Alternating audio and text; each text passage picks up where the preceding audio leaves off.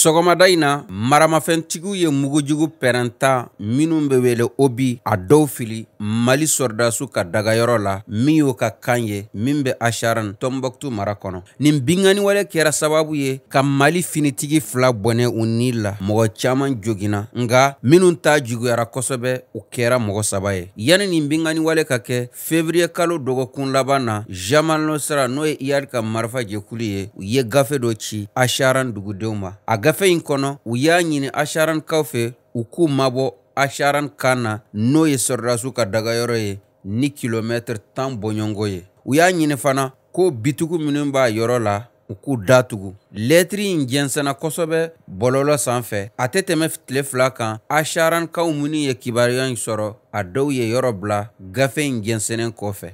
Ni y'a siɲɛ filanan ye kulu marifatigiw minnu bɛ wele Jamal Nusra a bɛ gafe ci Acharan kaw ma. Lɛtiri filanan cilen kɔfɛ u ye bagabagali kuma minnu fɔ a la u y'a waleya. Nin t'a siɲɛ fɔlɔ ye u ka gafe in ci janvier kalo la u y'a ɲɔgɔnna dɔ ci. Acharan ani Tombouctou cɛ kilomètre 45 o janya kelen de bɛ Acharan ni Gundam cɛ.